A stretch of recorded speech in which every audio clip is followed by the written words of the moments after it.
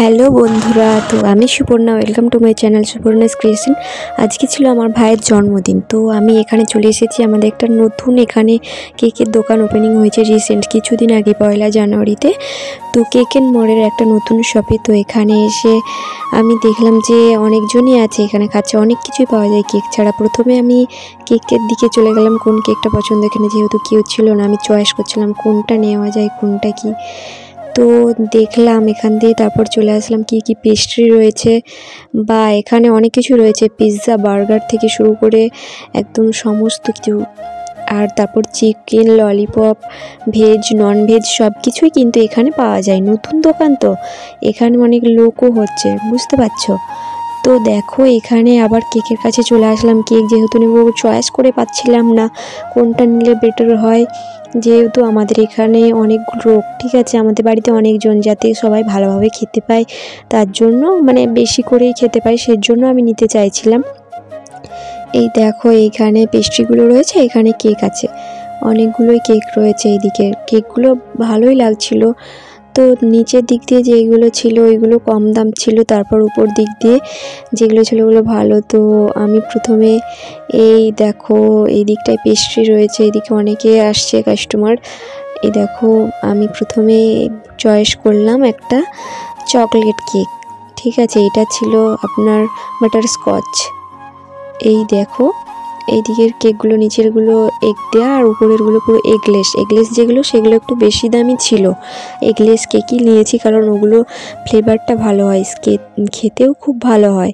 তারপর একটা বাচ্চা মেয়ে আসছিলো, বলছে তুমি কি কেক নিতে চাইছো। বাচ্চা মেয়েটা সাজেস্ট করলো যে নিচের এইগুলো নাও, কিন্তু আমার নিচের এগ কেক ছিল আর ছোটো ছিল, অতটা টেস্ট ভালো হবে না। আমি অনেকবার নিয়েছি, বাট অত খেতে ভালো লাগেনি। তো ওই বোনটা বলল যে নিচেরগুলো নিয়ে নাও।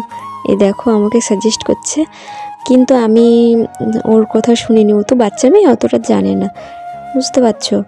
তো তারপর আমি আবার উপরের দিকে দেখলাম যে কি কেক নেওয়া যায়, এখনও কিন্তু আমার মাইন্ডে আসেনি।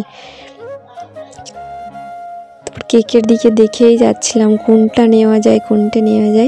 তারপর একটা কেক নিয়ে আমি বাড়ি চলে আসলাম। তো বাড়িতে এসে আমি দেখলাম যে কী কী নিয়েছি। দেখো এই দেখো টুপি একটা নিয়েছি, যেটা আমি পরে নিচ্ছিলাম, পরে দেখছিলাম যে কেমন লাগে আমাকে। তো তারপর এখানে একটা, যেহেতু 500 টাকার উপরে আমার বাজেট হয়েছিল, তার জন্য আমাকে একটা গিফট দিয়েছে। এখানে যেহেতু নতুন কেকের দোকানটা প্রথম খুলেছে, তো এই আমাদের চন্দ্রকোনা টাউন গাছিতলা মোড়ে, তো তার জন্য আমাকে একটা কাপ ফ্রি দিয়েছে এটার সাথে। এটা ভালোই হলো, আমার ভাই হরলিক্স বা কিছু খেতে পারবে। এই দেখো উল্টো দিকে ধরেছি, বুঝতে পারছো না, কেক অ্যান্ড মোর লেখা আছে চন্দ্রকোনা টাউন, ওদের বোঝা যাচ্ছে না উল্টো দিকে। তো তারপর আমি তোমাদের দেখাবো কেকটা, ঠিক আছে। এখানে দেখো প্রথমে পলিথিন থেকে খুলছে, এগুলো একটু সরিয়ে দিচ্ছি এখান থেকে। তো তারপর কেকটা নিয়ে আসবো। একটাই আমি একাই এখানে মানে রুমটা একটু ডেকোরেশন করে দিচ্ছিলাম সামান্য, ভাইকে সারপ্রাইজ দেওয়ার জন্য। ভাই জানতো না, বাড়ির কেউই জানতো না আমি যে কেকটা এনে এরমভাবে সেলিব্রেট করব। সবাই সারপ্রাইজ হয়ে গেছিলো, অনেকে হাসছিল, কারণ জানতো না যে আমি এরমভাবে কেক এনে হঠাৎ করে সেলিব্রেট করব বলে, বুঝতে পারছো। তো প্রথমে কেকটা খুলে নিচ্ছিলাম, শ্যালোটিপগুলো খুলতে পারছিলাম না, অনেকটাই টাইট ছিল। তারপর আমি প্রথমে ছুরিটা নিয়ে নিলাম, এখানে ছুরিটা দিয়েই কাটছিলাম কেকের প্যাকেটটা। এই দেখো কেকটা কিন্তু খুব দারুণ ছিল, চকলেট ফ্লেভারের ছিল, আর আমি খেতেও পুরো দারুণ, ওয়াও ছিল খেতে। আমি অনেকটাই খেয়েছিলাম, তারপর সকালে রেখেও দিয়েছিলাম সকালের জন্য, আর কিছু খেয়েও নিয়েছিলাম। পাড়ার একটা বোনকে রেখেছিলাম, সেরমভাবে সেলিব্রেট হয়নি, যেহেতু এখন মানে আলাদা একটা সিচুয়েশনের মধ্যে দিয়ে যাচ্ছি আমি, তার জন্য আমি মানে সেরকম কাউকে বলিনি। একজন বোনকে বলেছিলাম পাড়ার, আর বাবা মা ঠাকুমা আর আমি ছিলাম। আমার ছোটো বোনও ছিল না এখানে, ও যেহেতু বাড়িতে ছিল না, ওকে বলিনি। আর আমার বোনকেও সেরকম বলিনি, পাড়ার অন্য কাউকেও বলিনি। এই দেখো কেকটা দেখো দারুণ ছিল, বাট নিয়ে আসতে অনেকটা এটা ঘেটে গেছিলো। তারপর আমি ডেকোরেটিংটা করে দিচ্ছিলাম।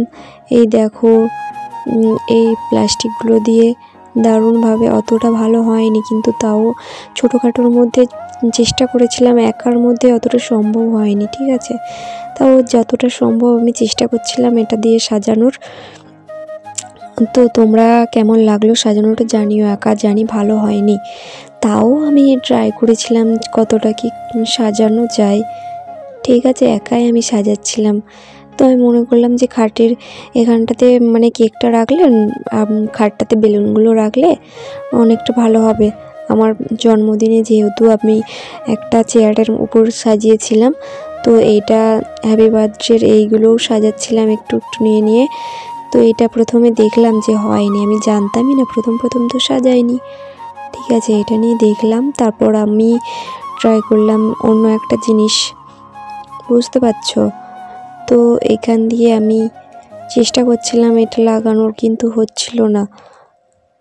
তারপর আমি ওখান দিয়ে একটা স্যালো টিপের মতো দিয়েছিল, ওটা ভাবছিলাম স্যালো টিপ দিয়েছে এটাই, কিন্তু স্যালো টিপ দিয়ে লাগছিল না। তারপর দিয়ে ওটা দড়ির মতন করে বেঁধে বেঁধে ওটাতে হ্যাপি বার্থডে যে লেখা ছিল ওটাতে দিয়ে ঝুলিয়ে দিয়েছিলাম। আমার ভাই আবার তারপর নিজে এসে ওর বার্থডে ডেকোরেশনটা একটু করে নিয়েছিল, বেলুনগুলো ফুলিয়ে আমাকে একটু হেল্প করে দিয়েছিল। এই দেখো লাস্ট ডেকোরেশন আমার কমপ্লিট। ঠিক আছে, এরপর দেখো তোমরা ভিডিওটা।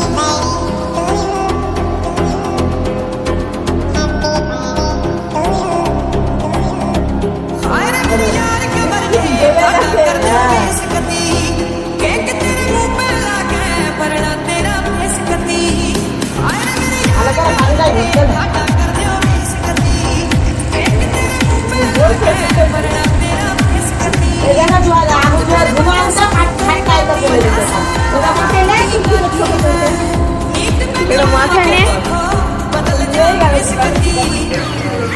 নে, মাথায় নে, মাথায় নে।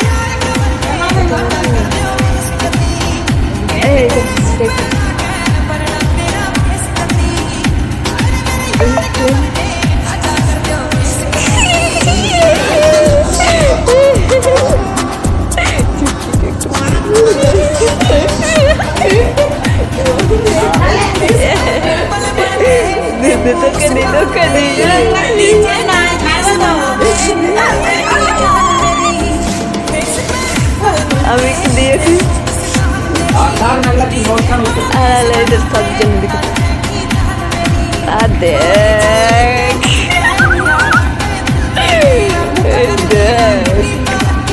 টুপিটা পুরো সাদা হয়ে গেছে যে